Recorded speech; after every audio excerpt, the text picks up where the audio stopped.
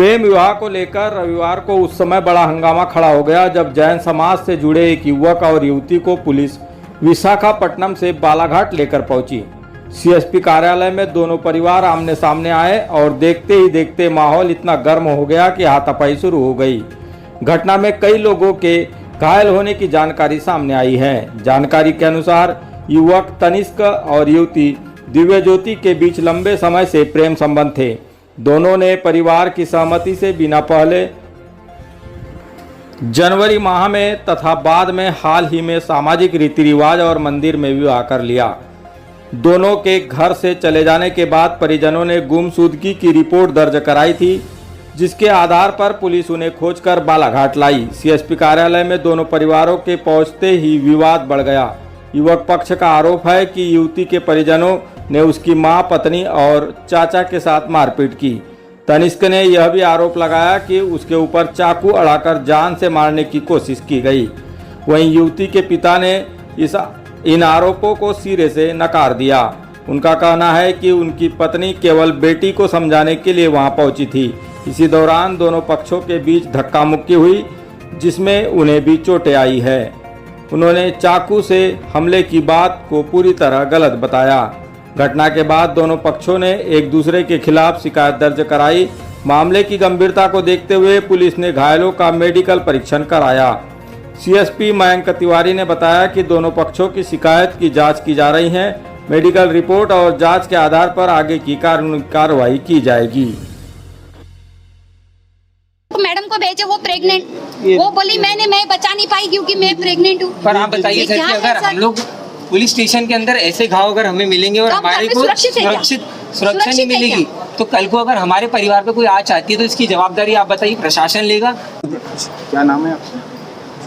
तनिष्क मोदी।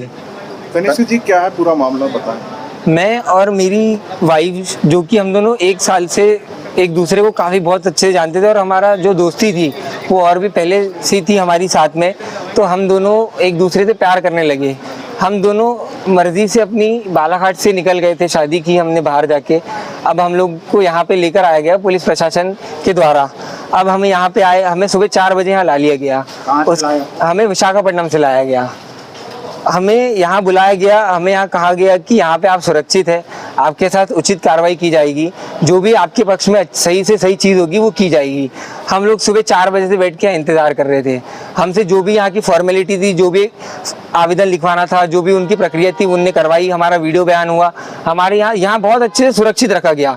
फिर हमें थोड़ी देर बाद बोला गया कि उसके माता पिता आ रहे हैं, आप लोग को सीएसपी ऑफिस में पेश होके एक बार उनसे मुलाकात करनी है, उसके बाद आप लोग सुरक्षित अपने घर जा सकते हैं। तो हम लोग उनकी बात मान के सीएसपी ऑफिस चले गए।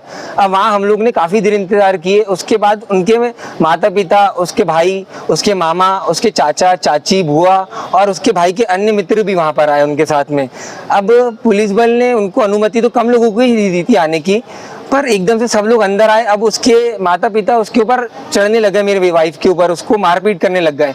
मेरे परिवार वाले बीच बचाव करने आए, उसमें मेरे परिवार वालों पे भी हमला किया गया, मुझ पर भी हमला किया गया और मेरे ऊपर चाकू चलाने की कोशिश की गई, जिसमें मेरे माता पिता भी घायल हुए। मेरी मम्मी के सर पे चोट आई है, मेरे चाचू के गर्दन में चोट आई है और हमें अभी भी जान से मारने की धमकी दी गई है। तो हम आप सबसे यही गुजारिश करते कि जो भी इसमें उचित कार्रवाई या जो भी हमारे पक्ष में चीज़ें हो सकती है वो की जाए, क्योंकि हम और मेरी वाइफ दोनों इस शादी से राजी है। उसने अपने सारे बयान हमारे पक्ष में दी है, सारे अधिकारियों के सामने दी है।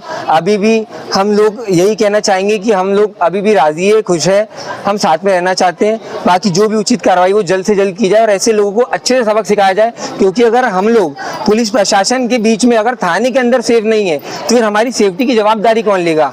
आज छोटी बात हुई है, कल को मेरे घर वालों पे हमला होगा, कुछ बड़ी चीज होगी तो इसकी जवाबदारी कौन लेगा। कहाँ पर मारपीट, कहाँ पर? ये मारपीट सीएसपी ऑफिस के अंदर हुई। हमें मिलने बुलाया गया था वहाँ पे झूठ बोल के। और सर, मेरी मम्मी को काफी चोटें आई, मेरे चाचू को भी काफी चोटें आई। तो हम चाहते कि हमारा एमएलसी और जो भी लीगल प्रोसीजर है वो कड़ी से कड़ी कार्रवाई हो और ऐसे बदमाशों को